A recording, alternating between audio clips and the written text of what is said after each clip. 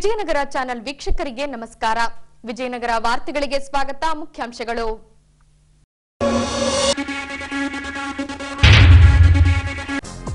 ಆರೋಗ್ಯ ಇಲಾಖೆ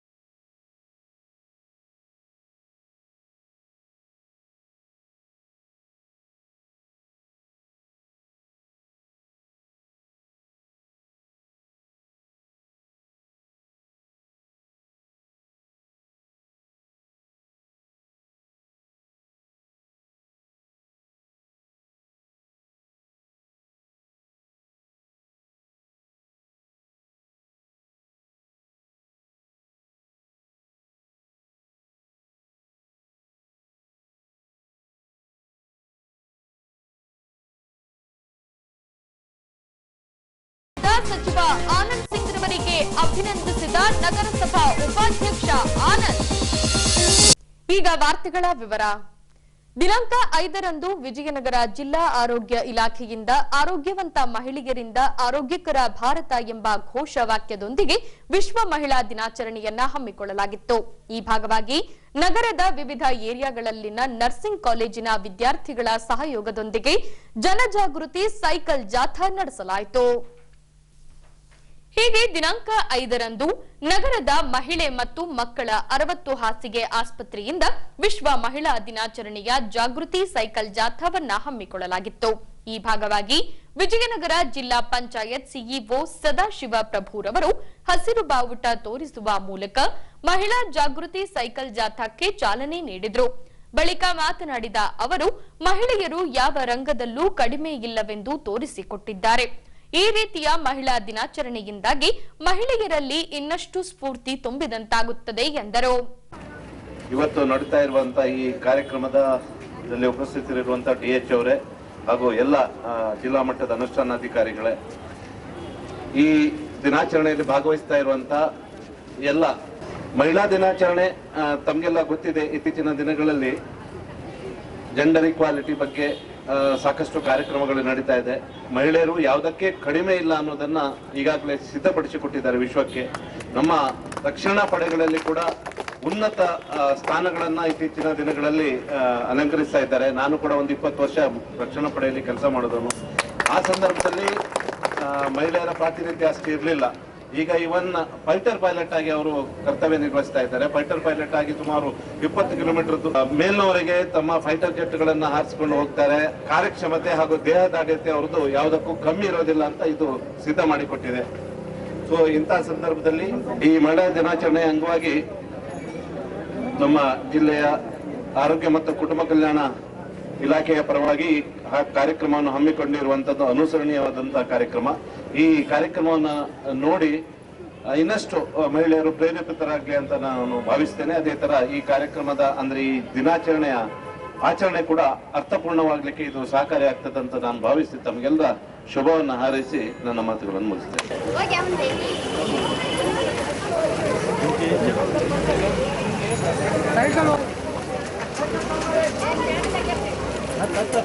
ಸೈಕಲ್ ಗಾಡಿ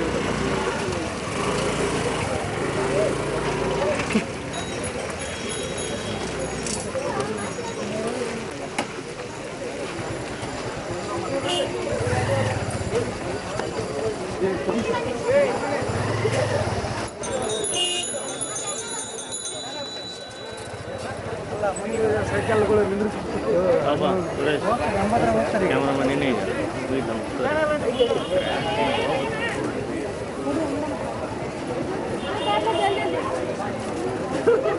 ಈ ಗಾಡಿ ಒಳಗ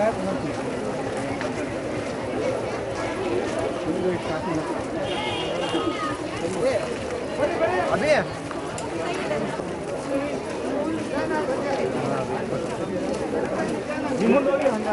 ಅಸ್ಸಾಂ ಹೋದ್ರ ನಮಗೆ ತಂದಿದ್ದಾನೆ ಯಾವ ವಿಡಿಯೋ ಎಲ್ಲ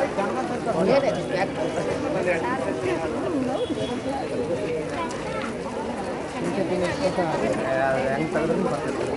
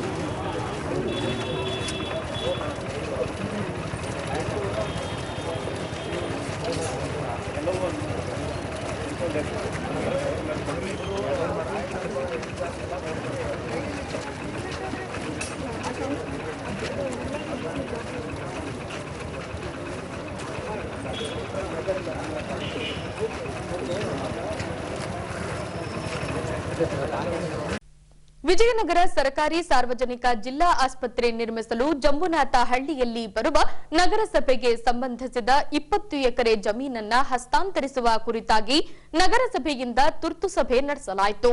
ಈ ಅಂಶ ಕುರಿತು ಸಭೆಯಲ್ಲಿ ಚರ್ಚಿಸಲಾಗಿ ಕೆಲ ಸದಸ್ಯರು ವಿರೋಧ ವ್ಯಕ್ತಪಡಿಸಿದರು.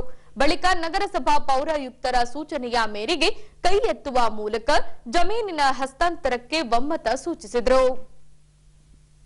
ಹೀಗೆ ನಗರಸಭೆಗೆ ಸೇರಿದ 20 ಎಕರೆ ಜಮೀನನ್ನ ಸರ್ಕಾರಿ ಸಾರ್ವಜನಿಕರ ಆಸ್ಪತ್ರೆಗೆ ಹಸ್ತಾಂತರಿಸಲು ಕರೆದ ತುರ್ತು ಸಭೆಯಲ್ಲಿ ನಗರಸಭಾ ಅಧ್ಯಕ್ಷೆ ಸುಂಕಮ್ಮನವರ ಅಧ್ಯಕ್ಷತೆಯಲ್ಲಿ ಜಮೀನಿನ ಹಸ್ತಾಂತರ ಕುರಿತಾಗಿ ಬಿಸಿ ಬಿಸಿ ಚರ್ಚೆ ನಡೆದವು. ಕೆಲ ಸದಸ್ಯರು ಜಮೀನಿನ ಹಸ್ತಾಂತರಕ್ಕೆ ವಿರೋಧ ವ್ಯಕ್ತಪಡಿಸಿ ನಗರಸಭೆಗೆ ಸೇರಿದ ಜಮೀನಿನಲ್ಲಿ ನಿವೇಶನ ರಹಿತರಿಗೆ ನಿವೇಶನ ಹಂಚಿಕೆ ಮಾಡಬೇಕೆಂದು ಆಗ್ರಹಿಸಿದರು. ಇತ್ತ ಬಿಜೆಪಿ ಪಕ್ಷದ ಸದಸ್ಯರು ಸಾರ್ವಜನಿಕರ ಒಳಿತಿಗಾಗಿ ಜಮೀನು ಹಸ್ತಾಂತರಿಸುವುದು ಒಳ್ಳೆಯದೆಂದು ಒಪ್ಪಿಗೆ ಸೂಚಿಸಿದರು. ಮಾನ್ಯ ಸಚಿವ ಆನಂದ್ ಸಿಂಗ್ ರವರು ಇದೇ 50 ಎಕರೆಗೆ ನಾವು ಬಡ ಜನರಿಗೆ ನಿವೇಶನ ಮಾಡಿ ಕೊಡ್ತೀನಿ ಅಂತ ಹೇಳಿ ಅವ್ರಿಗೆ ವಾದ ಮಾಡಿ ಮತ ಪಡ್ಕೊಂಡು ಗೆದ್ದು ಬಂದಿದ್ದಾರೆ. ಇದೇ 50 ಎಕರೆದಲ್ಲಿ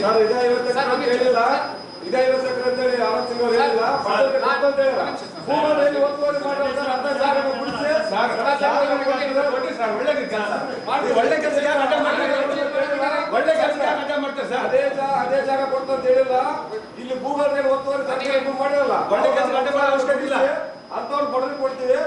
ಅವ್ರ ಆಲೋಚನೆ ಅದಂತ ಹೇಳಿಲ್ಲ, ಅದನ್ನ ತೋರಿಸಿ ಗೆದ್ದು ಬಂದಿಲ್ಲ. ಅವ್ರ ಜನಪ್ರತಿನಿಧಿಗಳು ಜನಗಳಿಗೆ ಗೆದ್ದು ಬಂದ ಸರ್. ಇದರಿಂದಲ್ಲ ನಾವು ಎಲ್ಲ ನಮ್ಮ ಒಂದು ವೈದ್ಯ ಬೇಡ ಸರ್. ಇದನ್ನ ನೀವು ಹಾಸ್ಪಿಟಲ್ ಕೊಡ್ರಿ, ಇದರಿಂದ ಎಲ್ಲ ಬೇಡ ಸರ್. ಬಡವರಿಗೆ ಕೊಡ್ರಿ.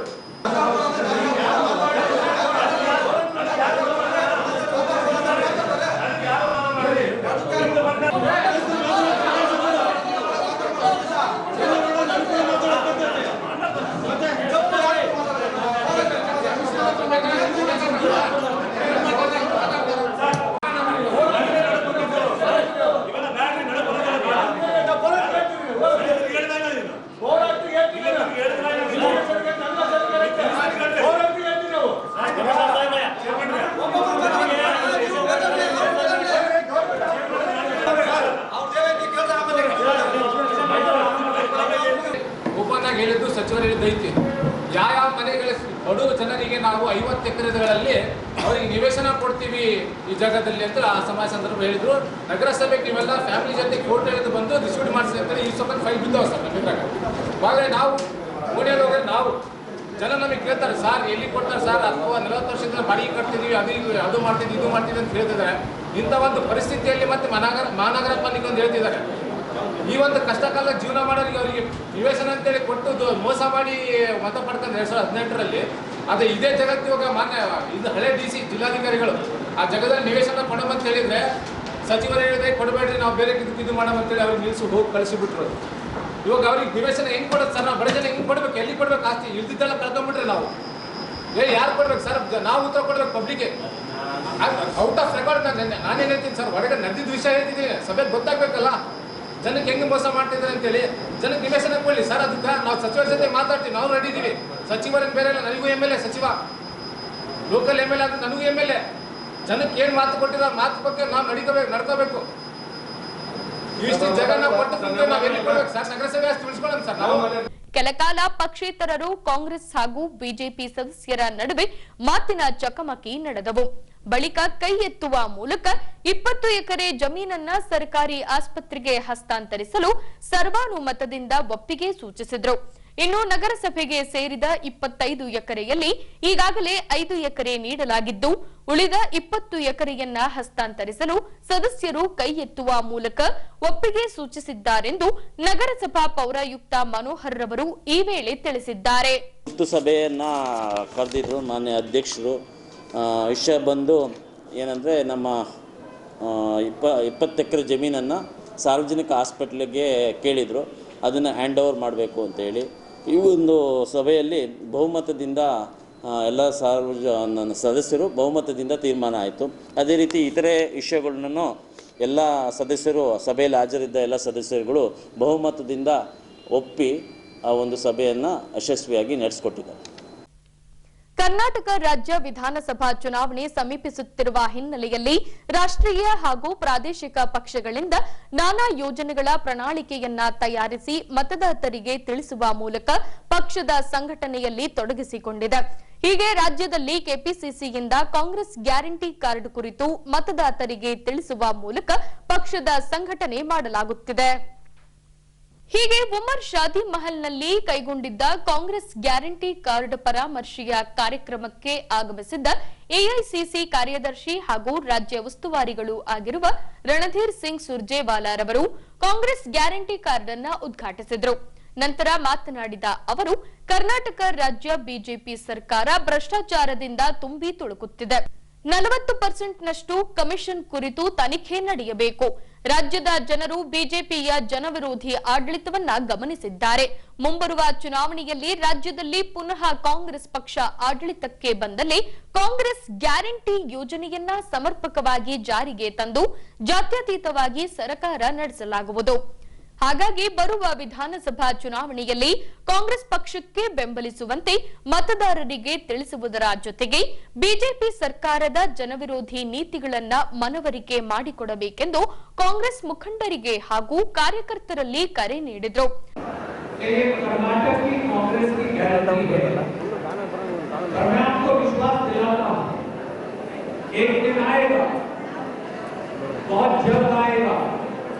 जब पूरे हिंदुस्तान में इन गारंटी को लागू करना होगा। अगर आप पूरे देश में कश्मीर से कन्याकुमारी तक पूछे वसुराज बोर्मई कौन है, तो हर बच्चा जवाब देगा ये फेस सीएम है। सच ये है कि भारतीय जनता पार्टी ने पूरे कर्नाटक को दोनों हाथों से लूट डाला है। हम नहीं कह रहे, ये कहा कि कन्ना जी की 50,000 कॉन्ट्रैक्टर्स की एसोसिएशन ने, जिन्होंने प्रधानमंत्री को, पीएम को चिट्ठी लिखी और कहा कि हर कॉन्ट्रैक्ट में बोकाई सरकार, बीजेपी सरकार 40% रिश्वत मांगती है। सिद्धारामैया जी, शिव कुमार जी, मैं पीएम प्रसाद के घर गए, उनके आत्महत्या करने के बाद प्रधानमंत्री को कहा कि एक पैसा स्कूल की ग्रांट भी 40% रिश्वत के बगैर बीजेपी की सरकार नहीं देगी। अब कर्नाटक को बचाने का सवाल बन गया, क्योंकि ये नहीं चाहते कि कांग्रेस कर्नाटक के गरीब की, एससी, एसटी, ओबीसी, माइनॉरिटी, किसान, महिला, युवा की आवाज बन सके। हमारे जिले में हर विधानसभा में 20-20 ग्रुप बनाइए, 5 महिलाएं, 5 पुरुष, एक-एक दरवाजा और ये गारंटी कार्ड एक-एक घर तक देकर आए। तो दोस्तों, ये बीपीएल के लिए भी है, एपीएल के लिए भी है, वोकलिका के लिए भी है, लिंगायत के लिए भी है, हिंदू के लिए भी है, मुसलमान के लिए भी है, ईसाई के लिए भी है, ये सब के लिए है। ये जात और धर्म नहीं देखती। कांग्रेस की दूसरी गारंटी है गृह ज्योति योजना। बिजली का बिल 7 और 8 रुपया यूनिट बिजली हो गई है। बिजली का बिल 3,000, 4,000, 5,000, 10,000 रुपया तक आता है। इसलिए हमने फैसला किया कि कर्नाटक के हर घर को 1 मई 2023 से 200 यूनिट बिजली फ्री देगी। ಕೇಂದ್ರ ಸರ್ಕಾರದಿಂದ ಇತ್ತೀಚೆಗೆ ಮಂಡಿಸಿದ ಬಜೆಟ್ ಕಾರ್ಪೊರೇಟರ್ಸ್ಗಳ ಪರವಾಗಿದೆ. ಬೆಲೆಗಳು ಗಗನಕ್ಕೇರುತ್ತಿವೆ. ಅದೇ ರೀತಿ ಇತ್ತ ರಾಜ್ಯ ಬಿಜೆಪಿ ಸರ್ಕಾರವು ಜನವಿರೋಧಿ ನೀತಿಯನ್ನ ಅನುಸರಿಸುತ್ತಿದೆ ಎಂದು ಸಿಪಿಐಎಂ ಪಕ್ಷ ಆರೋಪಿಸಿದೆ. ಈ ಅಂಶಗಳನ್ನ ಜನರಿಗೆ ತಿಳಿಸುವ ನಿಟ್ಟಿನಲ್ಲಿ ಪ್ರಚಾರ ಆಂದೋಲನವನ್ನ ಪ್ರಾರಂಭಿಸಿದೆ.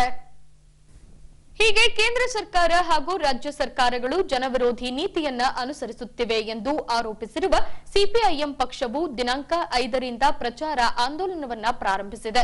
ಶ್ರಮಿಕ ಭವನದೆದುರು ಬೆಲೆ ಏರಿಕೆ ಹಾಗೂ ಸರ್ಕಾರಿ ಜಮೀನನ್ನ ನಿವೇಶನ ರಹಿತರಿಗೆ ಮೀಸಲಿರಿಸುವ ಪೋಸ್ಟರ್ ಹಿಡಿದು ಪ್ರದರ್ಶಿಸುವ ಮೂಲಕ ಪ್ರಚಾರ ಆಂದೋಲನಕ್ಕೆ ಚಾಲನೆ ನೀಡಲಾಯಿತು. ಬಳಿಕ ಮುಖಂಡ ಭಾಸ್ಕರ್ ರೆಡ್ಡಿರವರು ಮಾತನಾಡಿ, ಕೇಂದ್ರ ಸರ್ಕಾರದಿಂದ ಇತ್ತೀಚೆಗೆ ಮಂಡಿಸಿದ ಬಜೆಟ್ ಕಾರ್ಪೊರೇಟರ್ಸ್ಗೆ ಅನುಕೂಲವಾಗುವಂತಿದೆ ಹೊರತು ಬಡವರ ಪರವಾಗಿಲ್ಲ. ಗ್ಯಾಸ್, ಅನಿಲ ಸೇರಿದಂತೆ ಅಗತ್ಯ ವಸ್ತುಗಳ ಬೆಲೆ ದಿನದಿಂದ ದಿನಕ್ಕೆ ಏರಿಸಲಾಗುತ್ತಿದೆ. ಇತ್ತ ರಾಜ್ಯ ಬಿಜೆಪಿ ಸರ್ಕಾರದಿಂದ ಜನವಿರೋಧಿ ನೀತಿಯನ್ನ ಅನುಸರಿಸುತ್ತಿದೆ. ಅದೇ ರೀತಿ ನಗರಕ್ಕೆ ಹೊಂದಿಕೊಂಡಿರುವ ಸರ್ಕಾರಿ ಜಮೀನನ್ನ ವಸತಿ ನಿರತರಿಗೆ ಹಂಚಿಕೆ ಮಾಡುವಲ್ಲಿ ಸಚಿವ ಆನಂದ್ ಸಿಂಗ್ ರವರು ವಿಫಲರಾಗಿದ್ದಾರೆ. ಹಾಗಾಗಿ ಈ ಎಲ್ಲ ಅಂಶಗಳನ್ನ ಜನರಿಗೆ ತಿಳಿಸುವ ನಿಟ್ಟಿನಲ್ಲಿ ಪ್ರಚಾರ ಆಂದೋಲನ ನಡೆಸಿ ಜನವಿರೋಧಿ ನೀತಿ ಅನುಸರಿಸುತ್ತಿರುವ ಜನಪ್ರತಿನಿಧಿಗಳನ್ನ ಮನೆಗೆ ಕಳಿಸುವಂತೆ ಮತದಾರರಲ್ಲಿ ಕರೆ ನೀಡಲಾಗುತ್ತಿದೆ ಎಂದು ತಿಳಿಸಿದ್ದಾರೆ. ಇವತ್ತು ಆರಂಭ ಮಾಡ್ತಾ ಇದೀವಿ. ಯಾಕಂದ್ರೆ ಕೇಂದ್ರ ಸರ್ಕಾರ ಬಜೆಟ್ ಮಂಡನೆ ಮಾಡಿದಾಗ ಬಹಳ ನಿರೀಕ್ಷೆ ಇಟ್ಕೊಂಡಿದ್ರು ಈ ದೇಶದ ಜನತೆ. ಏನೋ ಉದ್ಯೋಗ ಸೃಷ್ಟಿ ಆಗತಿ, ಬೆಲೆ ಏರಿಕೆ ನಿಯಂತ್ರಣ ಆಗತಿ, ಮಹಿಳೆಯರ ಮೇಲೆ ದೌರ್ಜನ್ಯಗಳು ನಿಲ್ತವು, ಮತ್ತು ದಲಿತರು ಅಲ್ಪಸಂಖ್ಯಾತರ ಮೇಲೆ ದೌರ್ಜನ್ಯಗಳು ನಿಲ್ತು ಹೋಗ್ತಾವೆ ಅಂತೇಳಿ ಬಹಳ ಆಶಾಕಾಂಕ್ಷೆಗಳನ್ನು ಇಟ್ಕೊಂಡಿದ್ರು. ಆದರೆ ಕೇಂದ್ರ ಮತ್ತು ರಾಜ್ಯ ಸರ್ಕಾರಗಳ ಎರಡೂ ಬಜೆಟ್ಗಳು ಈಗಾಗಲೇ ಮಂಡನೆ ಮಾಡಿದರೆ ಅವು ಪಕ್ಕ ಕಾರ್ಪೊರೇಟ್ ಕಂಪನಿಗಳ ಪರವಾಗಿ ಇವತ್ತು ಬಜೆಟ್ ಮಂಡನೆ ಮಾಡಿದ್ದಾರೆ. ಯಾವುದೇ ಬೆಲೆ ಏರಿಕೆ ನಿಯಂತ್ರಣ ಮಾಡೋಕ್ಕೆ ಯಾವುದೇ ಚರ್ಚೆ ಇಲ್ಲ. ಖಾಲಿ ಇರುವಂಥ ಉದ್ಯೋಗಗಳು ಭರ್ತಿ ಮಾಡೋಕ್ಕೆ ಕೇಂದ್ರ ಸರ್ಕಾರ ಆಗಲಿ ರಾಜ್ಯ ಸರ್ಕಾರಗಳಾಗಲಿ ಯಾವುದೇ ಚರ್ಚೆ ಮಾಡಿಲ್ಲ. ಮತ್ತು ಕಾರ್ಮಿಕ ಕಾನೂನುಗಳು ತಿದ್ದುಪಡಿ ಮಾಡಿ ಜಾರಿ ಮಾಡುವಂತೇನೋ ಹೊರಟಿದ್ದರು. ಮತ್ತು ಆ ಬಜೆಟಲ್ಲಿ ಕಾರ್ಮಿಕ ಕಾನೂನು ವಾಪಸ್ಸು ಪಡೆದಿಲ್ಲ. ಅಂದರೆ ಇದು ಪಕ್ಕ ರೈತ, ಕಾರ್ಮಿಕ, ವಿದ್ಯಾರ್ಥಿ, ಯುವಜನ, ಮಹಿಳಾ ಜನವಿರೋಧಿ ನೀತಿ ಬಜೆಟ್ಗಳು ಮತ್ತು ಜನವಿರೋಧಿ ಆಡಳಿತಗಳು ಇವತ್ತು ಕೇಂದ್ರ ರಾಜ್ಯದಲ್ಲಿ ನಡೆಸ್ತಾ ಇದ್ದಾರೆ. ಇವತ್ತು ಮೊನ್ನೆನೇ ಒಂದು ವಾರದ ಕೆಳಗೆ 9 ತಾಸುಗಳ ಕೆಲಸದ ಅವಧಿಯನ್ನು ಇವತ್ತಾಳೆ 12 ತಾಸು ಹೆಚ್ಚಳ ಮಾಡಿದ್ದಾರೆ. ಹಿಂದೆ 8 ತಾಸಿತ್ತು, ಆಮೇಲೆ 1 ತಾಸು ಹೆಚ್ಚಳ ಮಾಡಿದರು, ಆನಂತರ 12 ತಾಸು ಅಂತೇಳಿ ಈಗ ಘೋಷಣೆ ಮಾಡಿದ್ದಾರೆ.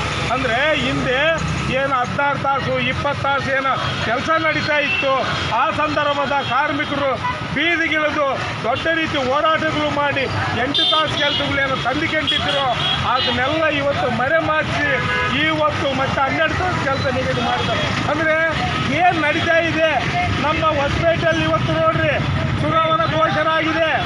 ಇಲ್ಲಿವರೆಗೂ ಕೂಡ ಯಾರು ಸ್ಪರ್ಧೆ ಮಾಡುವಂಥ ಅಭ್ಯರ್ಥಿಗಳಿಗೆ ಜನರ ಜ್ಞಾಪಕ ಬಂದಿಲ್ಲ. ಮತ್ತು ಹಿಂದೆ ನಮ್ಮ ಶಾಸಕರು ಆನಂದ್ ಸಿಂಗ್ ಅವರು ಕೋವಿಡ್-19 ಆರಂಭದಾಗ ಲಾಕ್ಡೌನ್ ಸಂದರ್ಭದಾಗ ಜನರಿಗೇನೋ ಆಹಾರ ಧಾನ್ಯಗಳು ಕೊಟ್ಟಿದ್ದರು. ಅದು ನಾವು ಹೋರಾಟ ಮಾಡಿದ್ದೀವಿ. ಯಾಕೆ ಹೋರಾಟ ಮಾಡಿದ್ವಿ ಅಂದರೆ ಸರ್ಕಾರದಿಂದ ಇವತ್ತು ನೀವೇನಾದರೆ ನೇರವು ಕೊಡ್ರಿ ಬಡವರಿಗೆ, ನೀವು ಇದ್ದಕ್ಕಿದ್ದಂಗೆ ಲಾಕ್ಡೌನ್ ಮಾಡಿದ್ರೆ ಜನ ಹಸಿವಿನಿಂದ ಸಾಯುವಂಥ ಪರಿಸ್ಥಿತಿ ಇದೆ.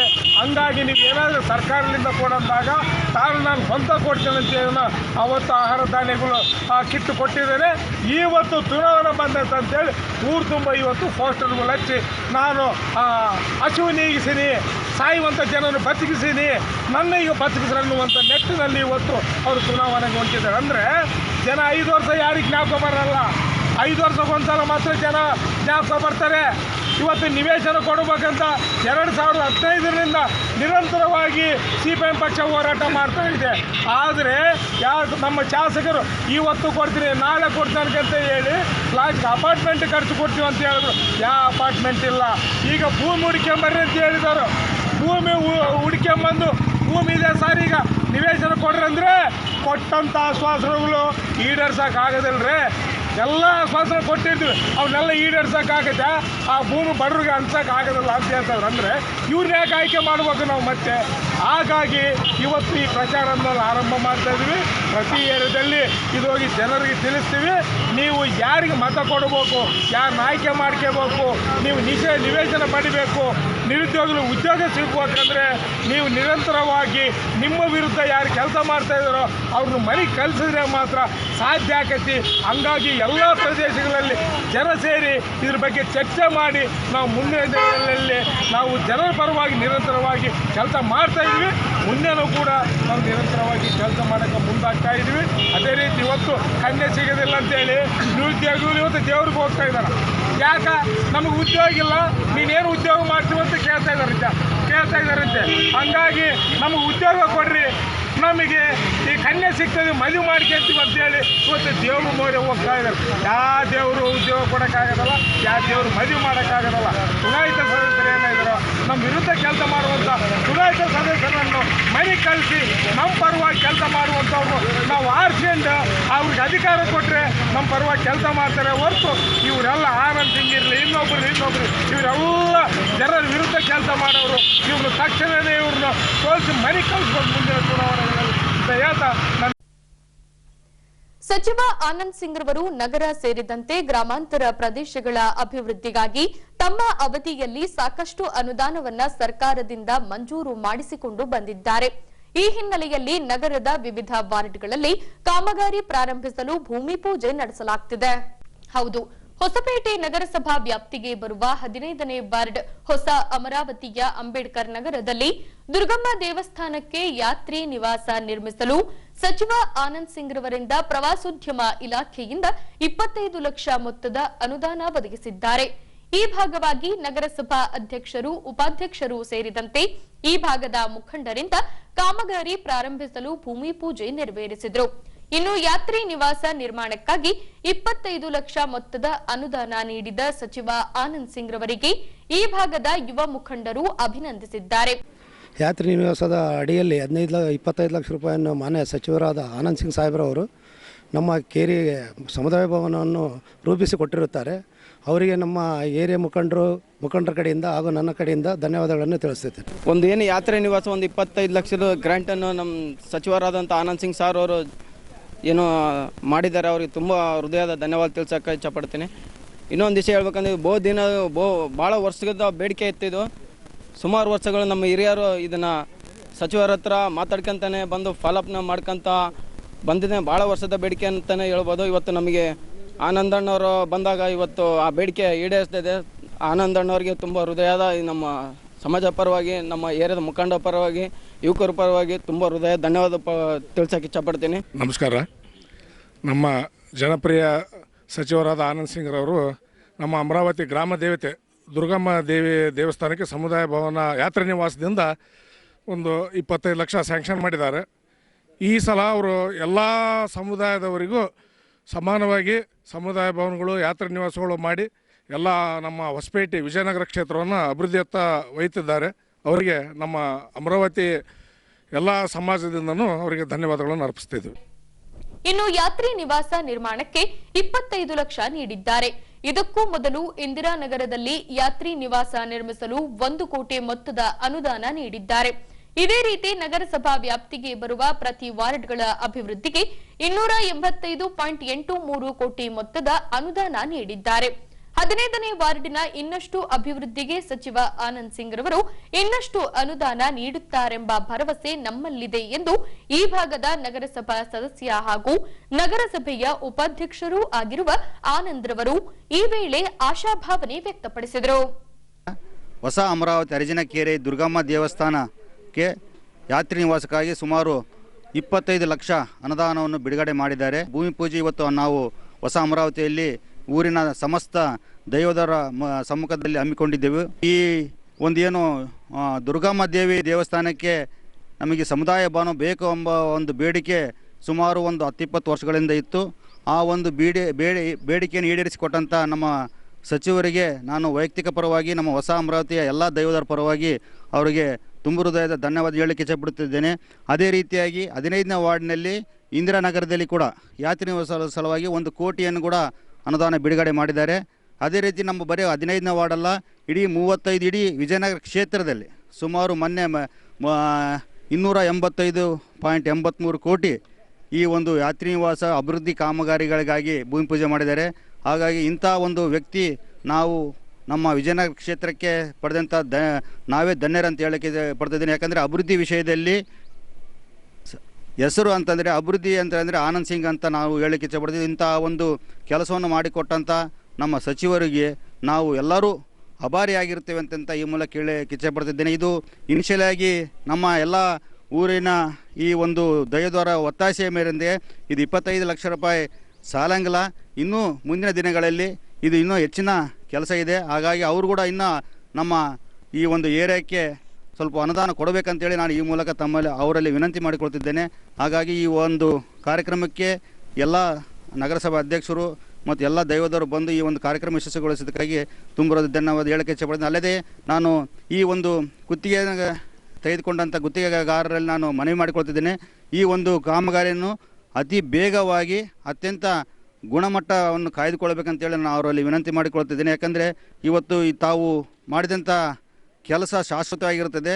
ಅಂಥ ಒಂದು ಶಾಶ್ವತ ದುರ್ಗಾದೇವಿ ಆಶೀರ್ವಾದ ಕೂಡ ಅವ್ರಿಗೆ ಇರುತ್ತದೆ. ಹಾಗಾಗಿ ಅದನ್ನು ಕಾಮಗಾರಿ ಅತ್ಯಂತ ಬೇಗ ಮುಗಿಸ್ಕೊಡ್ಬೇಕಂತೇಳಿ ವಿನಂತಿ ಮಾಡಿಕೊಳ್ತೀನಿ. ಒಂದು ಕಾಮಗಾರಿ ತೆಗೆದುಕೊಳ್ಳತಕ್ಕಂಥ ಕೆಲಸದಲ್ಲಿ ಈ ಒಂದು ಜಾಗವನ್ನು ನಮಗೆ ದೇವಸ್ಥಾನಕ್ಕೆ ಕೊಟ್ಟಂಥ ನಮ್ಮ ಸೀನುಬಾಬು ಸರ್ ಅವರಿಗೂ ನಮ್ಮ ಅಮರಾವತಿ ಎಲ್ಲ ಸಾರ್ವಜನಿಕರ ಪರವಾಗಿ ಅವರಿಗೆ ತುಂಬ ಹೃದಯ ಧನ್ಯವಾದ ಹೇಳಕ್ಕೆ ಇಚ್ಛೆಪಡ್ತೀವಿ. ಅದೇ ರೀತಿಯಾಗಿ ನಮ್ಮ ಈ ಒಂದು ಏರಿಯಾದ ಮುಖಂಡರು ಮತ್ತು ಈ ಕಾಂಟ್ರಾಕ್ಟರ್ ಯಾರು ಬಿಲ್ಡರ್ಸ್ ಆದಂಥ ಮಲ್ಲಿನಾಥ್ ಸರ್ ಅವರು ಈ ಒಂದು ದೇವಸ್ಥಾನಕ್ಕೆ ಬೋರು ಹಾಕ್ಸ್ಕೊಡ್ತೀನಿ ಅಂತಂದು ಹೇಳಿದ್ದಾರೆ.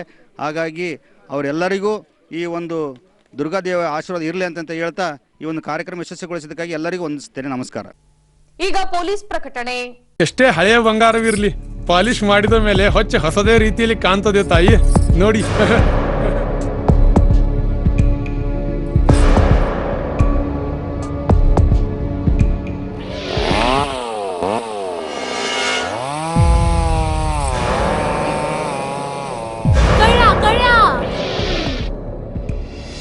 ತಾಯಿ ನಿಮ್ ಮೈ ಮೇಲೆ ಅದು ಹೊಲಸು ಬಿದ್ದಿದೆ.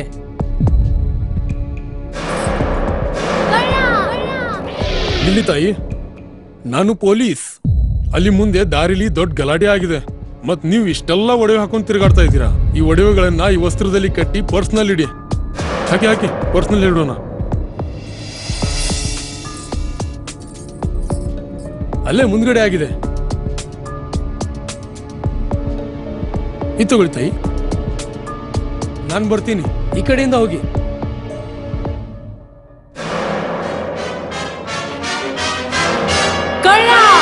ಇಂತಹ ಮೋಸದ ಸಂಗತಿ ನಿಮಗೂ ನಡೆಯಬಹುದು. ತಮ್ಮ ಬೆಲೆ ಬಾಳುವ ಒಡವೆ ಆಭರಣ ವಸ್ತುಗಳನ್ನು ಎಚ್ಚರಿಕೆಯಿಂದ ಕಾಪಾಡಿ. ಯಾವುದೇ ಮಾತುಗಳಿಗೆ ಮರುಳಾಗಬೇಡಿ. ಸಂಶಯಾಸ್ಪದ ರೀತಿಯಲ್ಲಿ ಯಾರಾದರೂ ಕಂಡು ಬಂದರೆ ಸಮೀಪದ ಪೊಲೀಸ್ ಠಾಣೆಯನ್ನು ಸಂಪರ್ಕಿಸಿರಿ. ಈಗ ಕೊನೆಯಲ್ಲಿ ಮತ್ತೊಮ್ಮೆ ವಾರ್ತೆಗಳ ಮುಖ್ಯಾಂಶಗಳು.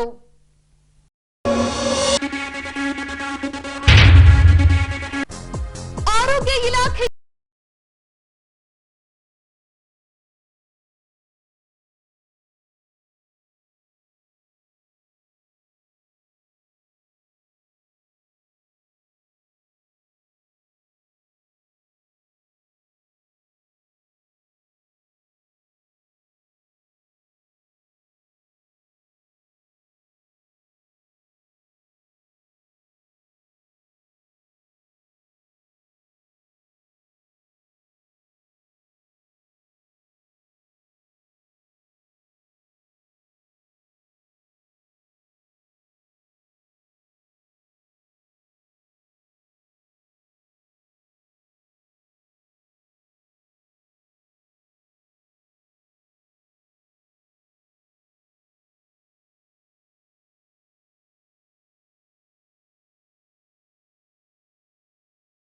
ಸಚಿವ ಆನಂದ್ ಸಿಂಗ್ ರವರಿಗೆ ಅಭಿನಂದಿಸಿದ ನಗರಸಭಾ ಉಪಾಧ್ಯಕ್ಷ ಆನಂದ್. ಇಲ್ಲಿಗೆ ವಾರ್ತಾ ಪ್ರಸಾರ ಮುಕ್ತಾಯವಾಯಿತು.